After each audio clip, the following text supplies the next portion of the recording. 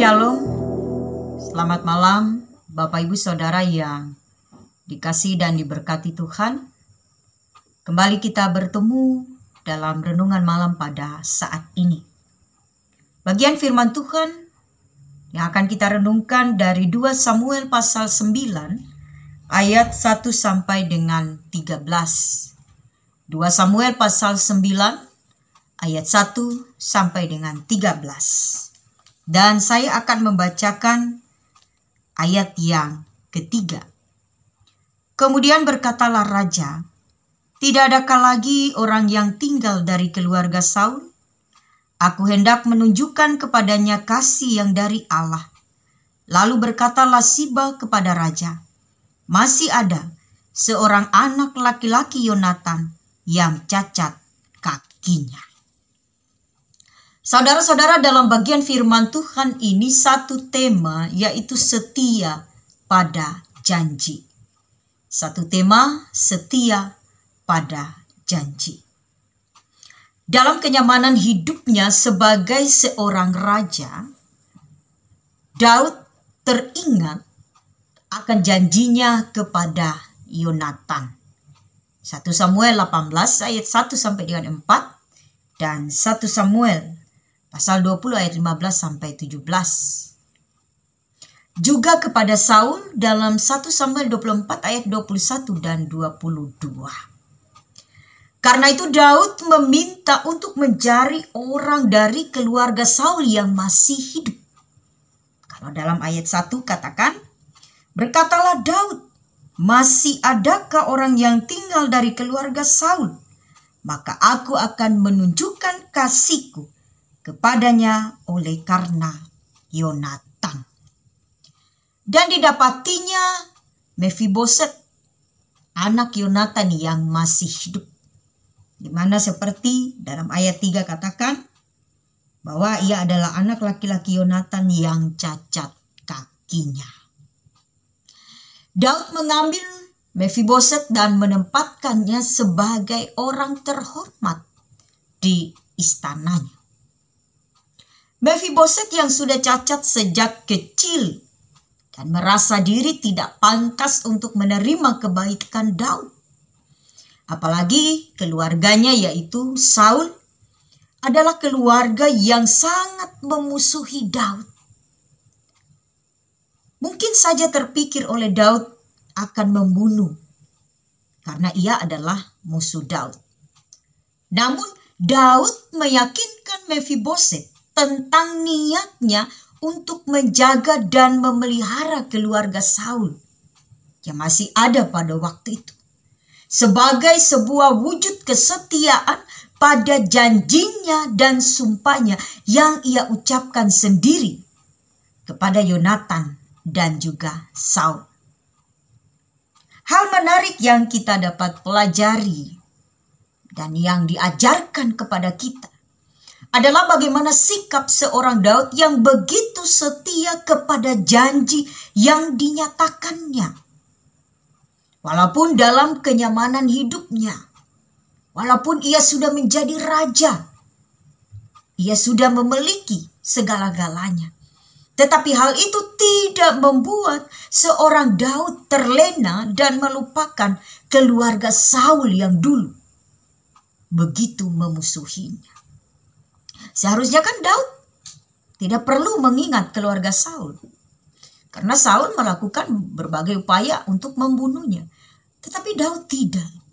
Daud tidak mengingkari janjinya kepada Yonatan, anak Saul, bahwa di mana mereka akan selalu dalam persahabatan yang sejati. Sekalipun Saul pada waktu itu memusuhi Daud, tapi Yonatan pun tetap mau menjadi sahabat yang sejati bagi si Daud.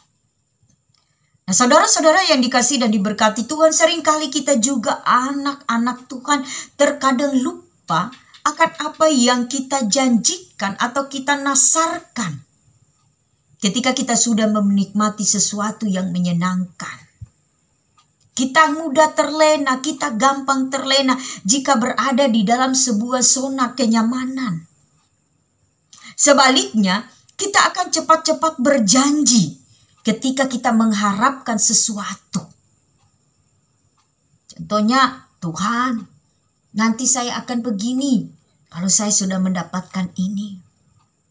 Tuhan, saya akan melakukan ini kalau Tuhan sudah memberikan saya yang ini. Kita cepat-cepat berjanji, kita mudah berjanji kalau kita menginginkan sesuatu daripada Tuhan. Kalau kita mengharapkan sesuatu pada Tuhan.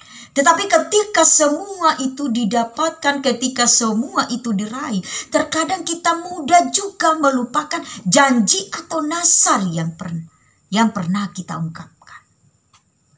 Tapi belajar daripada seorang Daud. Walaupun ia tahu ia pernah dimusuhi, ia pernah dibenci, bahkan ia pernah ingin dibunuh. Tapi janjinya kepada Yonatan, sebagai sahabat yang sejati bagi Yonatan bagi Daud. Maka Daud mengingat janji setianya itu. Sehingga keturunan Saul, yaitu anak daripada Yonatan, walaupun cacat kakinya, tetapi Daud tetap memperlakukan, bahkan Daud duduk makan semeja dengannya. Nah, saudara-saudara, bersikap setia pada janji seperti Daud ini juga memang harus memerlukan yang namanya kerendahan hati dari seseorang yang sudah berada di puncak kekuasaan. Karena tanpa kerendahan hati, seorang Daud yang sudah menjadi raja tidak mungkin ia mau lagi melihat ke bawah. Tetapi karena ia memiliki kerendahan hati dalam diri dan hidupnya, sekalipun ia sudah berada dalam puncak kekuasaan, maka ia tetap mau mengasihi keturunan daripada Saul, yaitu anak Yonatan. Karena kerendahan hati seorang Daud, sehingga memampukan ia menepati janjinya. Sekalipun hal itu di mata masyarakat ditujukan kepada orang kecil yang tidak berdaya seperti Mephiboset, karena ia dalam keadaan cacat. Nah, mari saudara dan saya, kita pun dimampukan, kita pun dikuatkan, kita pun diberikan hikmat oleh Allah untuk melakukan segala sesuatu dengan kerendahan hati, setia kepada janji kita terlebih kepada Tuhan. Apa yang kita ungkapkan, apa yang kita nasarkan, apa yang kita nyatakan, nyatakanlah itu kepada Tuhan.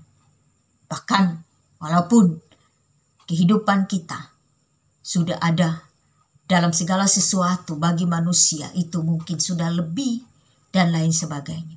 Tetapi kita pun memerlukan kerendahan hati supaya kita mampu mengasihi, mampu peduli kepada orang-orang yang kecil sekalipun di mata masyarakat. Tuhan Yesus memberkati kita senantiasa saat ini sampai selamanya. Amin. Mari kita berdoa. Terima kasih ya Bapa di sorga, firman-Mu yang menyapa kami pada saat ini. Terima kasih ya Tuhan, kami diingatkan kembali untuk setia kepada janji. Tidak hanya janji kami di hadapan manusia, melainkan dan terlebih janji kami di hadapan Allah. Dalam kehidupan ini ada banyak janji yang kami ucapkan. Janji dalam hidup keluarga rumah tangga, janji dalam tugas pekerjaan, bahkan terlebih janji di dalam setiap pelayanan tanggung jawab. Mampukan kami ya Tuhan untuk dapat menepati setiap janji itu dengan baik, hanya di dalam takut akan Tuhan.